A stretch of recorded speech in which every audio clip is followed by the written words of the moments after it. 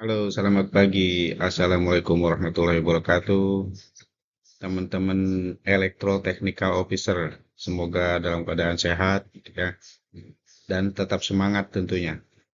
Jadi saya yakin Anda semua sudah paham ya, tentu di kapal itu sistem kelistrikan ataupun elektrik ya tentunya sangat kompleks dari anjungan sampai haluan, dari buritan ke semuanya termasuk di kamar mesin tentunya.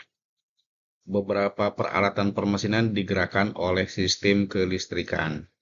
Tentu peran Anda, peran teman-teman sebagai Technical Officer sangat dibutuhkan ya dan sangat berpengaruh tentunya dalam kesuksesan untuk menjaga agar kapal tetap dapat beroperasi dengan normal ataupun lancar.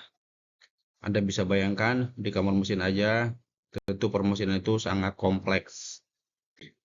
Ya, jadi ini yang kita lihat saat ini adalah tampilan daripada generator emergency yang digerakkan oleh mesin diesel. Mesin diesel sebagai tenaga penggeraknya dan tentu generator sebagai pembangkit tenaga listrik. Fungsi daripada generator emergency pun tentunya sangat besar ya, terutama ketika kapal blackout atau ketika mesin utama dari generator mengalami mati ya ataupun padam.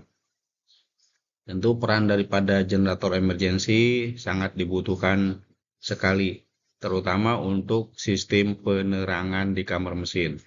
Dan ini merupakan salah satu persyaratan daripada aturan keselamatan ya. Dan juga di Syah Bandar pun demikian. Jadi ketika ada audit, saya yakin teman-teman dari ETO juga akan dilibatkan.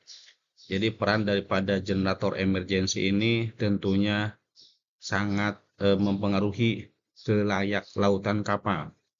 Bahkan kapal bisa dinyatakan tidak layak laut apabila dia tidak memiliki generator emergency. Nah, salah satu persyaratan apabila kapal itu tidak dilengkapi dengan generator emergency, maka kapal harus dilengkapi dengan baterai tentunya ya untuk penerangan darurat atau DC, penerangan emergency.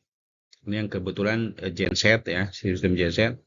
Nah, ada juga yang generator emergency terhubung ke fire farm ya, fire farm. Ini yang digerakkan oleh listrik JS ya, General Service Pump.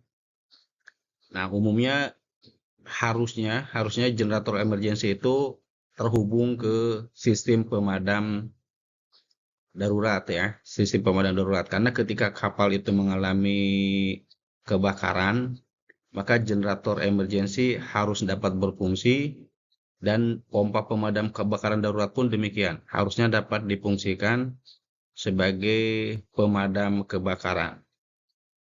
Jadi Anda sebagai Technical Officer, teman-teman semuanya harus memastikan ya, harus dipastikan apakah generator emergency ini terhubung ke JS Pump atau tidak. Karena ada kapal yang memang terhubung, ada juga yang tidak ya. Demikian, jadi tolong Anda pastikan betul apakah generator emergency ini terhubung ke pompa pemadam kebakaran darurat atau tidak. Nah, ini yang digerakkan oleh listrik ya, JS Pump yang digerakkan oleh listrik. Namun ada juga pompa pemadam kebakaran yang independen atau berdiri sendiri. Nah, ini yang benar. Ini yang biasanya terpisah ya, terpisah dari kamar mesin. Biasanya itu posisinya berada di luar. Sama saja dengan emergency generator tadi. Emergency generator pada umumnya ditempatkan di luar kamar mesin. Dan itu emergency generator harus dapat hidup secara otomatis ya. Maksimal 30 detik. 30 detik itu harus bisa hidup. Jadi itu adalah persyaratan, salah satu persyaratannya ketika generator utama blackout, maka generator emergency harus hidup running secara otomatis ya. Maka Anda harus pastikan switch-nya switch on ya, auto dan posisi remote atau auto, karena ketika blackout maka dia akan running dengan sendirinya. Di situ kan tentu ada auto relay ya. ada sistem untuk auto start. Kemudian yang ini yang generator, yang untuk pompa pemadam kebakaran darurat. Nah, ini umumnya yang benar itu adalah digerakkan oleh motor diesel, ya, oleh diesel. Jadi tenaga penggeraknya itu diesel. Artinya pompa ini berdiri sendiri atau independen. Sehingga ketika di kamar mesin blackout, ya, di sistem kelistrikan tidak ada sistem kelistrikan dari kamar mesin, bahkan mungkin tidak ada kelistrikan dari generator emergency, maka pompa pemadam ini dapat hidup secara independen atau mandiri, ya. Dia mempunyai panel tersendiri, dia mempunyai tenaga penggerak tersendiri, dan tentunya pompa pemadam yang dapat menghisap dari laut. Anda harus pastikan semuanya ini. Jadi tolong teman-teman dari Electro-Technical Officer juga, karena Anda itu perannya sangat banyak, ya, sangat kompleks sekali. Yang emergency fire frame yang digerakkan oleh diesel. Kemudian tentu di kapal itu ada juga yang Anda ketahui, tentu ada anchor winch, ya, atau winch jangkar, itu yang menarik dan menurunkan jangkar. Ini pun tentu harus dapat dipastikan berfungsi dengan baik. Karena kalau kapal tidak dapat berlabuh jangkar, ya tentunya sangat berbahaya. Termasuk diantaranya ada cargo winch. Ada cargo winch atau ya berbagai windlass, ya. Ada cargo winch ini yang untuk menarik derek dan lain sebagainya. Ini pun tentu Anda harus pastikan. Ini semuanya digerakkan oleh sistem kelistrikan, ya. Jadi peran teman-teman Electro Technical Officer ini tentu sangat banyak. Dan bahkan biasanya kalau kapalnya itu besar, ya. Kalau kapalnya besar, biasanya ETO-nya itu bisa saja 2 orang. Ada yang senior, ada junior. Tapi tentunya menyesuaikan. Kalau kapalnya tidak terlalu besar, ya mungkin bisa saja sendiri. Tergantung kapal dan tergantung perusahaannya juga. Ada perusahaan yang efisiensi hanya pakai 1 orang saja. Tapi kalau kapal yang besar, ya mungkin bisa lebih dari 2 bahkan.